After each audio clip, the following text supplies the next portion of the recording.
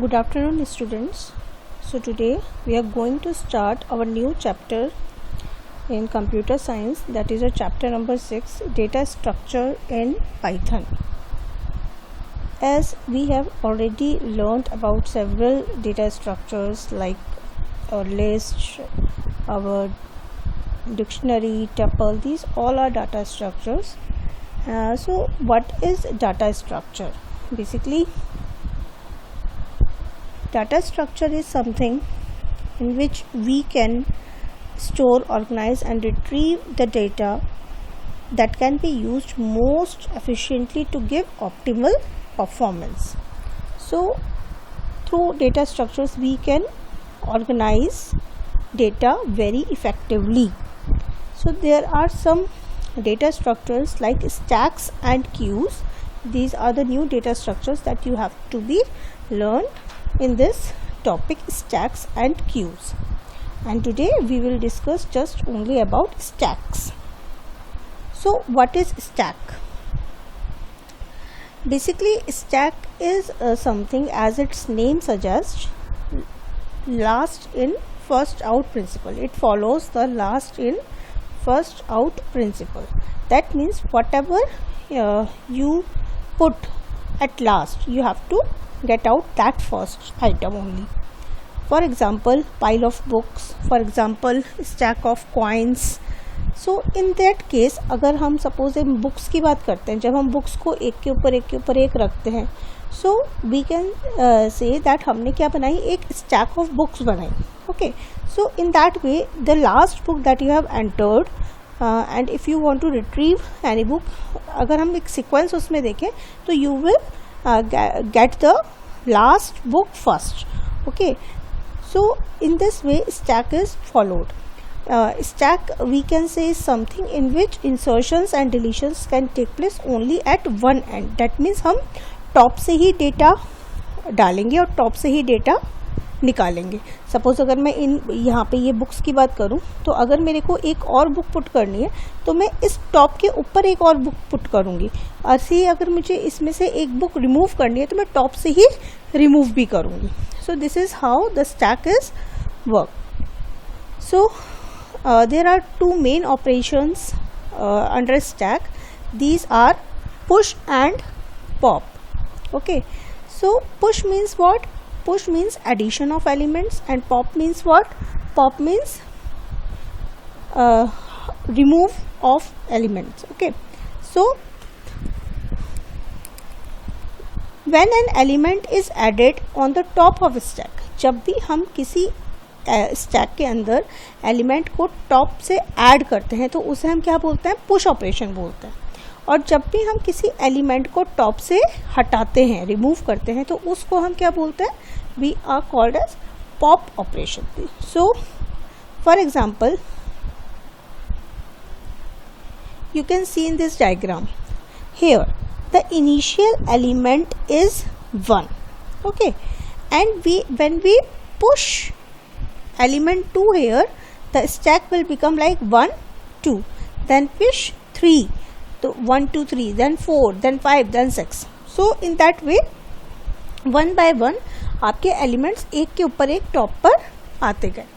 इसी तरीके से अगर हम पॉप करें तो पॉप के टाइम पे, क्योंकि हमारा जो लास्ट एलिमेंट एंटर हुआ था वो क्या हुआ था, 6 एंटर हुआ था. So in pop 6th element will come out first, then 5th, then 4th, then 3rd, then 2nd, then 1st, and then after that your stack will become empty. So now we have to learn that how can we implement stack using the list. As we already learned about list, we make so many programs under list. So how can we implement a stack using the list? So while using the list we can make following functions like creating a stack. Firstly we have to initialize, or initially we have to create a stack, that is called the creating a stack.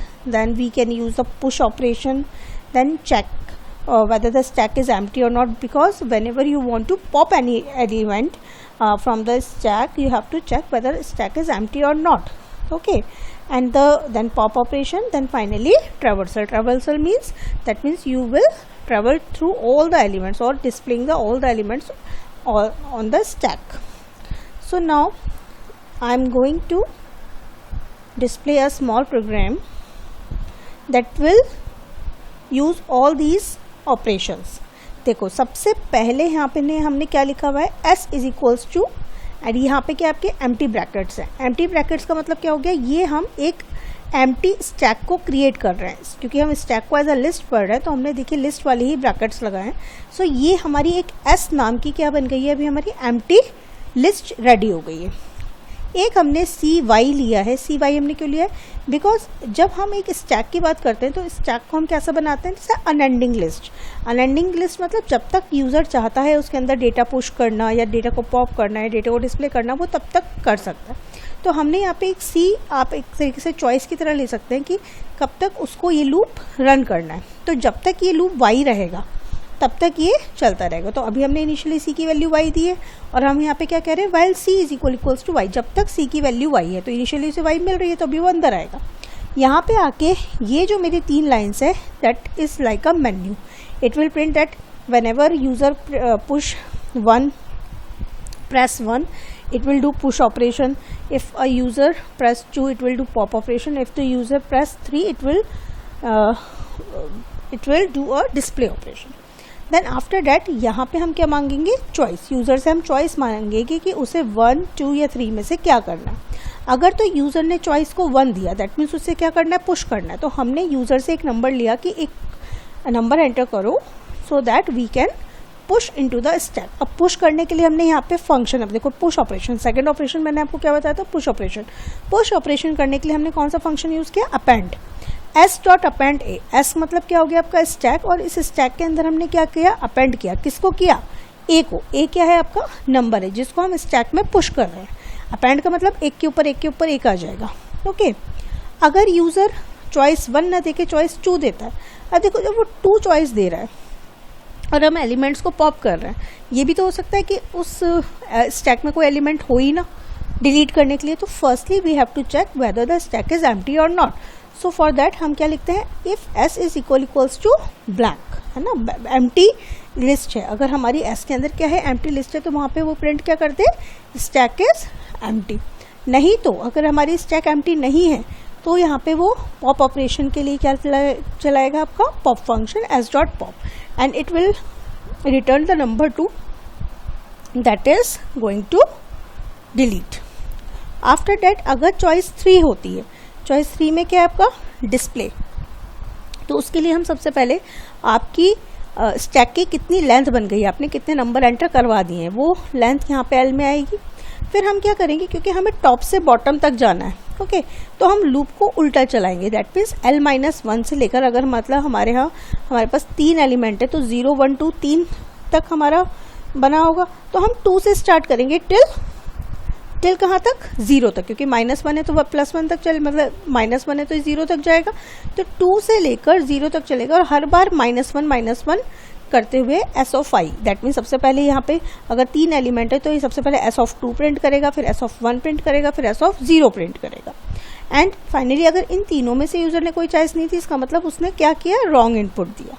After that जो भी user ने choice दी उसके बाद वो फिर से पूछेगा, do you want to continue, and whatever will be the answer of the user, either y और n. That input will come into the c variable and again will go to the while loop. And here it will check whether the c is equals to y or not. If it is y, then it will again go through these steps until user say no. So how it will run, see यहाँ पे. अब मैं जब यहाँ पे push करूँगी, and मैंने choice क्या दी, 1, मैंने यहाँ पे दिया नंबर 10. अब देखो यहाँ पे ये पुश हो चुका है. अब वो पूछा do you want to continue, मैंने कहा प्रेस y, यस. मैंने अगेन पुश किया, मैंने नंबर प्रेस किया 20, अगेन मैंने पुश किया 30. ओके. अब यहाँ पे आके अगेन मैंने दिया, अभी मैंने डिस्प्ले करवाया. अब देखो डिस्प्ले पे वो क्या दिखा रहा है, 30, 20, 10. इट मीन्स एक स्टैक बन गई है कि सबसे पहले 10 एंटर हुआ, उसके ऊपर 20 एंटर हुआ, उसके ऊपर 30 एंटर हुआ. Now again when I will press y and want to pop, so यहाँ पे देखो उसने क्या नंबर दिखाया कि सबसे पहले क्या पॉप हुआ, 30, क्योंकि टॉप से उसने वो एलिमेंट को पॉप किया, डिलीट किया. Then again if I press y and again pop it, देखो अब क्या पॉप हुआ 20. Again I will press y, again press 2, 10. Again I will press y, again press 2. See stack is empty. And again यहाँ पे अब मैंने यहाँ पे नो दे दिया तो ये बाहर आ गया. So this is the way आप जो है स्टैक को एज अ लिस्ट इम्प्लीमेंट कर सकते हो. आप प्लीज़ इस प्रोग्राम को नोट कर लें अपनी कॉपी में और रन भी करके देखें. And that's all for today. Have a nice day.